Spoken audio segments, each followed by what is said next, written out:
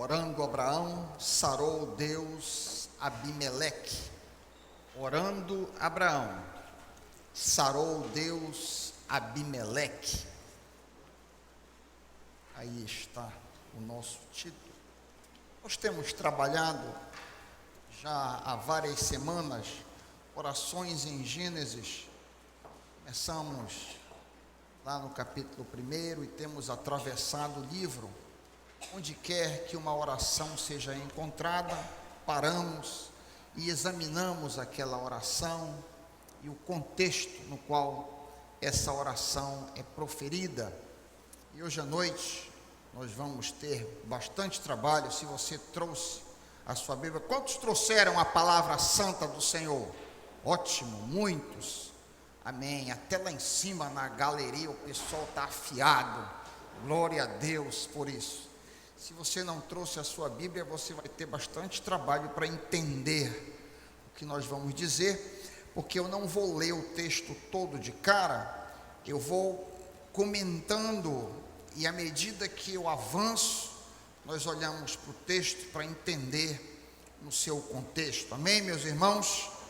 Senhor, fala aos nossos corações através da Tua palavra, em nome de Jesus. O povo de Deus apoiando diz amém.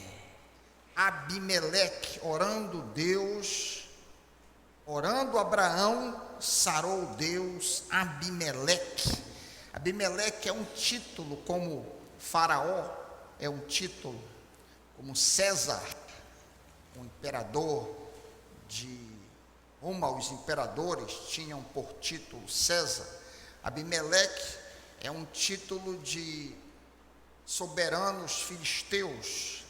Este título é encontrado, por exemplo, em Salmo 34. Se você abrir e olhar lá, em outro momento, se quiser fazer isso, no cabeçalho do Salmo 34, você vai ver esse título aí, a reis filisteus. O título da nossa reflexão, que está por trás, orando Abraão, sarou Deus Abimeleque. Talvez você perguntaria, mas sarou do quê? Sarou do quê, né? O versículo 18 responde a pergunta. Deus havia tornado estéril todas as mulheres do reino de Abimeleque por causa de Sara, esposa de Abraão. Por isso que Abraão teve que orar por Abimeleque.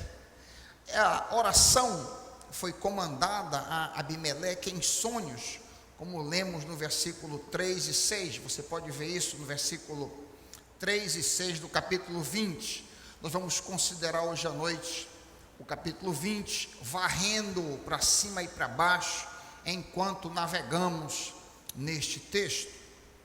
Notamos que Deus é capaz de falar com homens pagãos.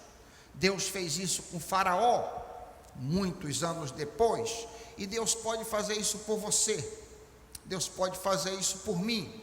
Deus pode falar com um patrão duro, um pagão, um homem que não é crente. Deus pode fazer isso se você anda com ele como Abraão andou. O homem que anda com o Senhor é protegido por ele e pode contar com a sua ajuda. O que havia feito Abimeleque para que tivesse que receber a oração? O contexto nos é dado nos versos de 1 a 7. Vamos ler o verso de 1 a 7, que você vai ver aí o contexto inicial da história. Partiu Abraão dali para a terra de Neguebe, e habitou entre Cádiz e Sur, e peregrinou em Gerar.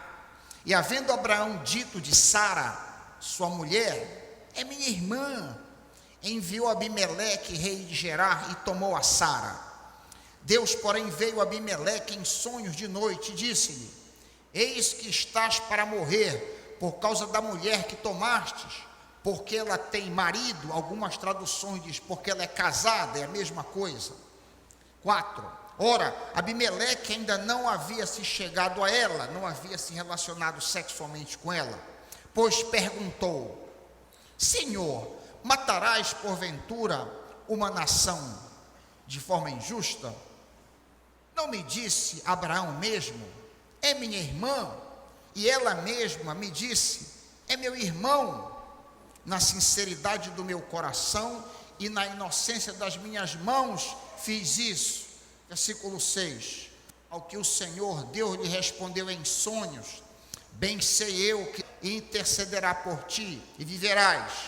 Se porém não lhe restituíres, sabe que certamente morrerás, tu e tudo o que é teu. De forma resumida, Abimeleque mandou buscar para si uma mulher que era casada. Esse é o resumo de tudo que a gente leu nesses 7 versículos. Note que ele não chega a possuí-la, como fica claro no versículo 4 e fica explícito no versículo 6. Notamos aqui uma coisa curiosa, meus irmãos. Mesmo antes da lei de Moisés, havia total conhecimento de que o casamento era coisa muito séria.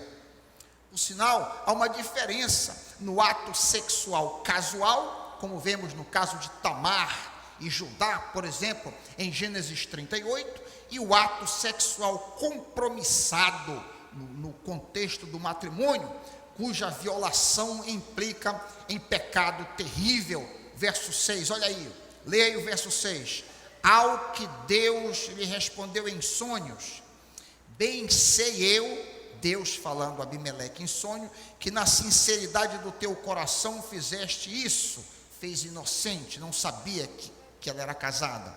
E também eu te tenho impedido de pecar contra mim, por isso não te permiti tocá-la. Em outras palavras, há uma distinção entre, por um lado, se relacionar com uma prostituta ou se deitar com uma mulher, fornicação, e por outro lado, conhecer uma mulher no contexto da aliança ou do casamento. Embora fornicação seja pecado, como a Bíblia deixa muito claro, o sexo nu, a violação do matrimônio é um pecado muito maior. Vale reiterar, queridos, vale repetir que o nosso texto, o texto que nós lemos, Gênesis 20, acontece mais de meio milênio antes da lei. E este episódio acontece mais de 500 anos antes da lei. A lei é dada muito depois. Moisés codificou no Decálogo algo que já era plenamente conhecido na natureza, a sacralidade do matrimônio. E a respeito da santidade do matrimônio e do temor do Senhor, que nós vemos na Bíblia pessoas como José do Egito, ante a esposa de Potifar, Gênesis 39, 9. A santidade do casamento é protegida por lei, como vemos posteriormente em Êxodo 20, 14, diz a lei, não adulterarás, ou seja, não viola o concerto, não viola a aliança do casamento. Há muitos crentes que carregam problemas seríssimos pelo resto de suas vidas por terem adulterado e não terem reconhecido a gravidade desta ofensa. O pagão Abimeleque, veja bem, um pagão, um homem que não conhecia Deus, um homem que não era israelita, um homem que não era judeu, um homem ímpio, pagão, reconhece isso e considera o adultério, abre aspas, um grande pecado. Olha aí o verso 9, olha o que ele diz aí no versículo 9. Então chamou Abimeleque a Abraão e lhe perguntou, que nos fizeste? E em que pequei contra ti, para trazeres sobre mim e sobre o meu reino tamanho pecado? Ele tem consciência da gravidade, que a violação da esposa daquele homem é um ato muito sério e com graves consequências. A lição tremenda que nós tiramos para as nossas vidas hoje, que você e eu tira, é que toda reverência deve ser dada ao leito conjugal, como nos ensina Hebreus 13:4. Vale a pena olhar, deixa o dedo aí em Gênesis 20 e vai, avança lá para o Novo Testamento. Olha que o Novo Testamento ensina a respeito da santidade da cama, da aliança. Hebreus 13:4. O casamento, diz o autor de Hebreus, o casamento deve ser honrado por todos, o leito conjugal conservado puro, pois Deus julgará os fornicadores e os adúlteros. Então é algo muito sério. Por sinal, essa questão de sexo parece ser algo que Deus deixou no mundo também para nos provar. Sexo, obviamente, tem uma função, tem várias funções: função recreativa para a alegria do casal, tem também a função procriativa para que a raça seja continuada, mas também o sexo parece que tem uma função de prova, de teste. Pela primeira vez na Escritura, as duas palavras temor do Senhor, o temor do Senhor aparece. O temor do Senhor aparece num contexto de sexo. É aqui, nesse contexto aqui, que nós estamos lendo, que pela primeira vez nos escritos sagrados, alguma coisa que vai se repetir centenas, milhares de vezes no corpo da Escritura, ao longo de todo o Antigo Testamento e também no Novo Testamento, o temor do Senhor. Quando o inocente Abimeleque pergunta a Abraão por que ele mentiu, Abraão alegou que temia que as pessoas daquela região o matassem por causa da sua esposa, já que eles não temiam ao Senhor. Lemos nos versículos 10 e 11, olha o versículo 10 e o versículo 11 aí na tua Bíblia. Perguntou Abimeleque a Abraão: com que intenção fizeste isso? Ou seja, por que tu disseste que ela é tua irmã? O que ele está dizendo? Com que intenção? Por que cargas d'água tu fizestes tal coisa? Ele está dizendo. Respondeu Abraão, versículo 11: porque pensei, certamente não há, está aqui, temor de Deus neste lugar. Certamente não há o temor do Senhor neste lugar. Matar-me-ão por causa da minha mulher. Em outras palavras, o temor do Senhor faz com que os limites sexuais sejam mantidos. E o contrário, a falta de temor do Senhor faz com que a depravação avance. Um excelente exemplo é o caso das cidades de Sodoma e Gomorra, cujos habitantes são descritos como, abre aspas, grandes pecadores contra Deus, Gênesis 13:13. Então, o temor do Senhor coíbe atos sexuais fora do contexto apropriado. Interessantíssimo, quando alguém perguntar para você onde é que aparece, onde é inaugurado o temor do Senhor, você já pode responder em Gênesis 20:11, no contexto de sexo. É interessante o caso de José, é bem pontual. O caso de José, isso não está no meu script, mas é bem pontual e bem curioso. José não tinha escritura, José não tinha lei, José não tinha nada. A lei foi dada cerca de 450 anos depois de José. Então José não tinha conhecimento nenhum a respeito do código que viria, mas ele tem essa consciência que a violação da esposa de Potifar é errado. Ele tem isso, não é certo, embora ela insistisse com ele para que ele violasse o matrimônio que ela tinha com seu esposo. Um outro destaque importante no texto dessa noite é o fato de que pecados inconscientes não deixam de ser pecados. Pecados inconscientes, pecados que nós não sabemos nas nossas vidas, não deixam de ser pecados. Vimos que Abimeleque não sabia que estava cometendo um erro. Olha o versículo 5, de volta para o verso 5. Não me disse Abraão mesmo, é minha irmã? E ela, Sara, ela mesma me disse, ele é meu irmão. Abimeleque está reproduzindo o que ele ouviu da boca de Abraão e o que ele ouviu da boca de Sara. Aí ele emenda: na sinceridade do meu coração e na inocência das minhas mãos fiz isso. Em outras palavras, eu não sabia. É o que Abimeleque está dizendo em sonhos para Deus. Eu estava inocente. Esse pecado foi inconsciente. Jesus faz uma distinção entre pecados conscientes e pecados inconscientes. Se você quiser se voltar para Lucas 12, onde Jesus demarca essas duas fronteiras, pode deixar aí em Gênesis 20 e avançar para os evangelhos, que você vai descobrir essa distinção feita pelo Senhor Jesus.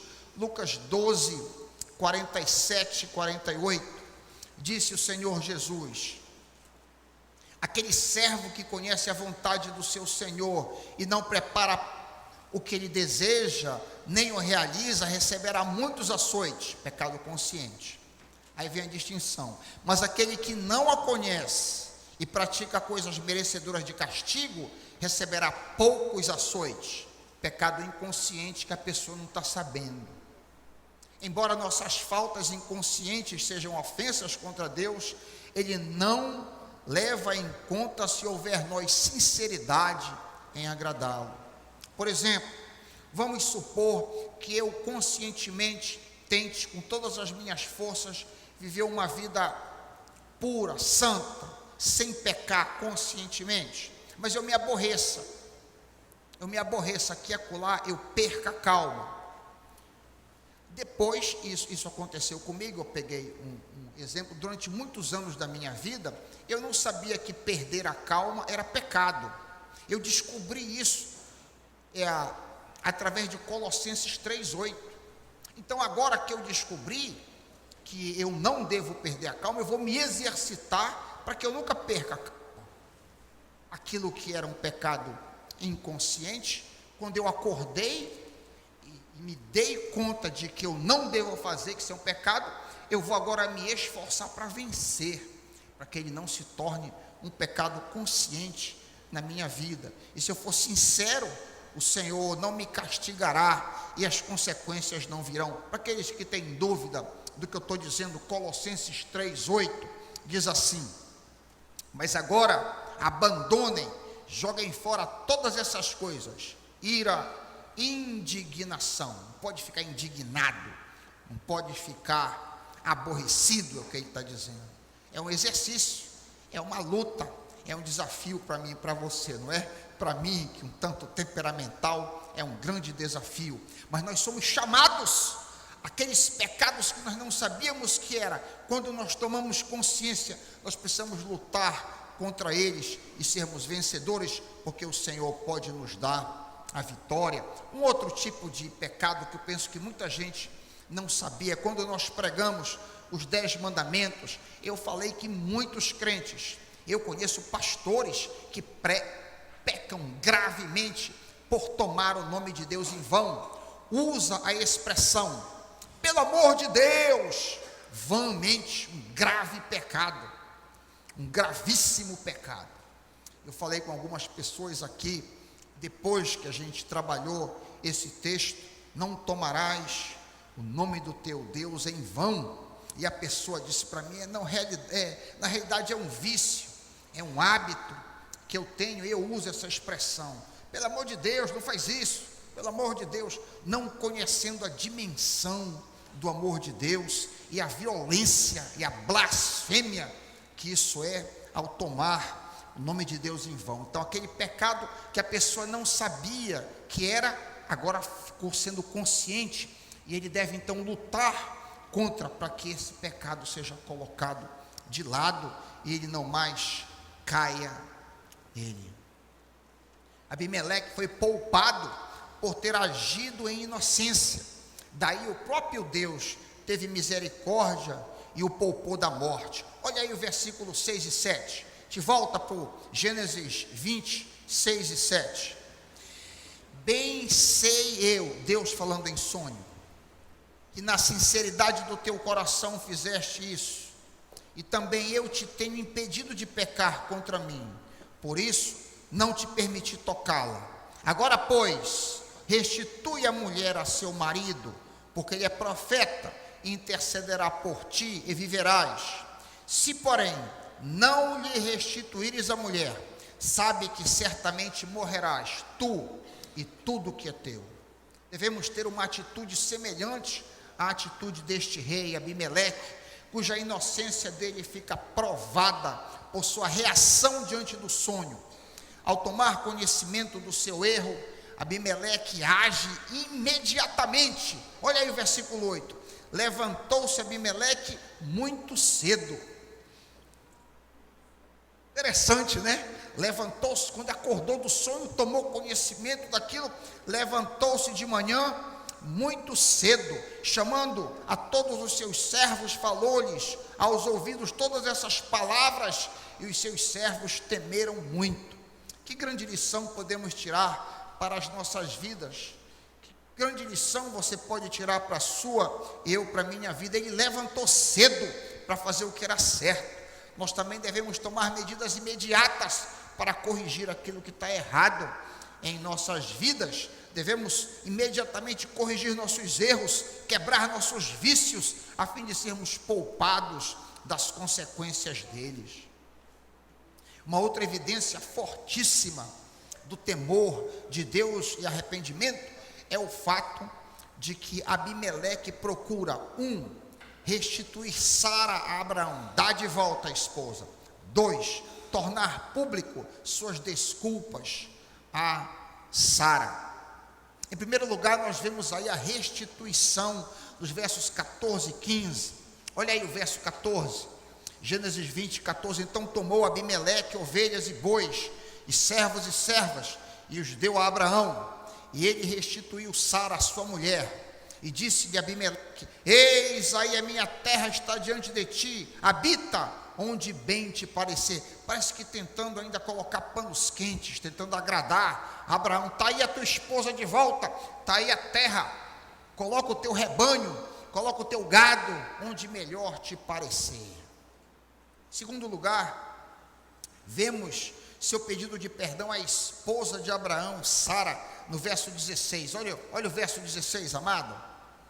E para Sara disse: eis que tenho dado a teu irmão 1000 moedas de prata, isso te seja por véu dos olhos a todos os que estão contigo, e perante todos estás reabilitada. A tradução da NVI, eu penso, torna mais clara. Essa tradução minha é um tanto pedregosa, é mais literal, mas de mais difícil entendimento. A tradução da NVI, se você tem aí, eu copiei aqui. A Sara disse ele: estou dando a teu irmão 1000 peças de prata para reparar a ofensa feita a você diante de todos os seus. Assim todos saberão que você é inocente. O constrangimento dela ter sido chamada para fazer parte de um harém, o constrangimento que ela sofreu para vir para o palácio, para ser possuída por ele, e o embaraço que isso deve ter causado a seu coração. E ele está dizendo, está tentando reparar aqui. Muito bonito a atitude dele. Todos verão que tu és inocente. A restituição é marca genuína de arrependimento e temor do Senhor. Eu mesmo experimentei de minha reconciliação em 1990, dando público testemunho neste púlpito em 92, procurando pessoas que eu havia ofendido. E você que me ouve, você já teve pessoas na sua vida como eu, que você ofendeu e você tomou consciência, pessoas com quem você precisa falar, ou situações que precisam ser corrigidas publicamente em sua vida? Foi o que Abimeleque fez, e é o conselho que é dado para mim e para você. O último destaque nesse texto riquíssimo é a imperfeição de Abraão. A imperfeição de Abraão. O único homem perfeito que andou neste mundo foi Jesus Cristo. Todos nós, eu e você, somos imperfeitos e tropeçamos em muitas coisas, diz Tiago. Nenhum servo do Senhor é perfeito. Este motivo, esta descoberta, não deve ser encorajamento para pecarmos, não, mas sim para não pararmos na nossa luta, para não retrocedermos diante das nossas falhas. Nós não podemos deixar de persistir. Quando falhamos, mais uma vez, precisamos continuar. Poxa, eu falhei de novo, aquele mesmo pecado, aquela mesma queda, precisamos continuar. Nenhum de nós é perfeito, é minha palavra de encorajamento para você. Não devemos desistir de lutar ao notarmos nossas falhas. O capítulo 20 de Gênesis, que nós estamos examinando, faz contraponto com o capítulo 18. No capítulo 18, nós vemos um momento triunfal de Abraão. Aquele momento em que os 3 homens aparecem, no capítulo 18, e anunciam que ele terá um filho, e tem revelações tremendas no capítulo 18. No capítulo 18 também é dito a Abraão o que ia acontecer com Sodoma e Gomorra e toda aquela região. Então, Abraão tem uma experiência espiritual de altíssimo nível. Abraão tem uma experiência tremenda de revelações e emoções diante de Deus. Segue-se o 19, que é a narrativa de Ló e a destruição de Sodoma e Gomorra, e aí então vem a queda. Há uma lição aqui para nós. Frequentemente, depois de um momento de adoração, um momento de enlevo espiritual, nós estamos mais sujeitos a uma grande queda. Por vezes, o vale segue-se a montanha. Por vezes, nós estamos aqui adorando ao Senhor, tivemos um momento tão gostoso, e ali fora, logo na saída, perdemos a calma com alguém. Passamos de um momento de ápice para um momento de falha, para um momento de tropeço. Devemos estar atentos quando nós tivermos um momento muito positivo, seja em casa, onde quer que seja, para que nós não caiamos imediatamente, como aconteceu com Abraão. Há no capítulo 18, então, uma teofania, um aparecimento dos 3 homens, que o Senhor e mais 2 anjos. E aí então é revelado a Abraão o que havia de acontecer. Abraão testemunha isso tudo, e depois dessa experiência tremenda, ele cai mentindo, repetindo o mesmo pecado que ele havia cometido 25 anos antes com Faraó. Lembram disso? Caramba, pastor Raik, 25 anos depois, repetindo a mesma coisa, e não é? Não somos nós, por vezes, parecidos? 25 anos antes no Egito, Gênesis 12, se você tem dúvida, Gênesis 12, 10 a 14, Abraão mentiu acerca de Sarai aos egípcios, e um quarto de século depois, ele faz a mesma coisa aqui. Lemos em Gênesis 22, ele disse a Sara, a sua mulher: diga que és minha irmã. Então Abimeleque, rei de Gerar, mandou buscar Sara e a tomou para si. Na realidade, isso era uma meia verdade, ou você podia dizer uma meia mentira, porque Sara era meia irmã dele, como ele alega.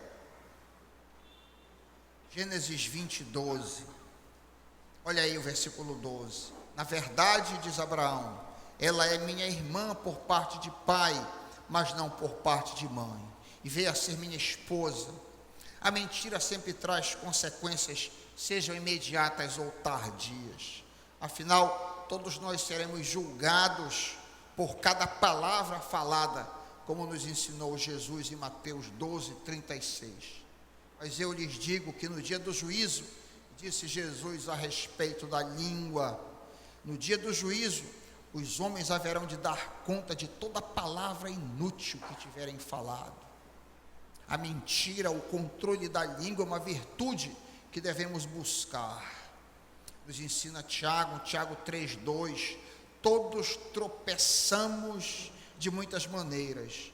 Se alguém não tropeça no falar, marque, se alguém não tropeça no falar, tal homem é perfeito, sendo também capaz de dominar todo o seu corpo.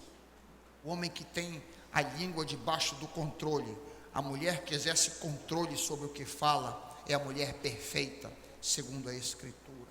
Embora imperfeito como você e eu, Abraão é tido como profeta do Senhor. Lemos no verso 7, olha aí, 27. Agora devolva a mulher ao marido dela, ele é profeta e orará em seu favor, para que você não morra.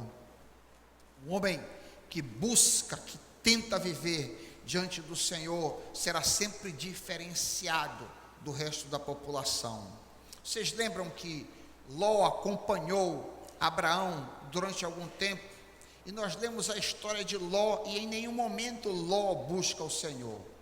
Isso que eu estou dizendo. Por que Abraão é considerado o amigo de Deus, aqui considerado profeta? Porque embora imperfeito, embora tropeçando de muitas formas e maneiras, ele está sempre buscando ao Senhor. Invocou o nome do Senhor. Gênesis 12, 8. Gênesis 13, 4, Abraão invocou o nome do Senhor. Gênesis 13, 18, Abraão invocou o nome do Senhor. É um homem imperfeito, sim, como você e eu, mas que está atrás, está lutando, está invocando o nome do Senhor, está pedindo a graça, está pedindo a misericórdia do Senhor, como eu e você hoje à noite. Poderíamos estar em qualquer lugar, mas escolhemos vir para cá, invocar o nome do Senhor. Isso nos diferencia, nos faz especiais aos olhos do Pai.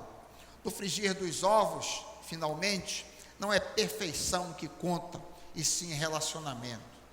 Não é perfeição que conta diante do Senhor, porque nenhum de nós é, mas é relacionamento. Ló não tinha relacionamento, Abraão tinha. Por sinal, isso é uma curiosidade, se não fosse o Novo Testamento, se não fosse Pedro, eu jamais saberia que Ló era crente. Se eu lesse a história de Ló, só em Gênesis, eu jamais descobriria que Ló era um crente no Senhor. Foi apenas por causa do que escreveu Pedro em 2 Pedro 2, 7 a 8, que eu descobri que Ló tinha algum sentimento para com Deus e era um crente, é chamado de justo. Mas a diferença entre os dois é clara.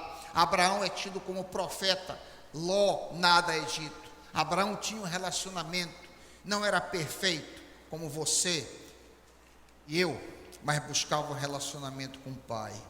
E é por causa desse relacionamento que Deus diz: ora por Abimeleque e ele será curado. No capítulo 20 nós lemos: Abraão orou a Deus e Deus curou Abimeleque, sua mulher e suas servas, de forma que puderam novamente ter filhos. Conta arrependimento rápido, arrependimento pronto, relacionamento, busca a face do Senhor, como você tem feito, como eu tenho feito, quarta-feira após quarta-feira, domingo após domingo, e você será um profeta do Senhor. Amém? Que Deus abençoe a sua palavra, no nome, poder e graça de Jesus.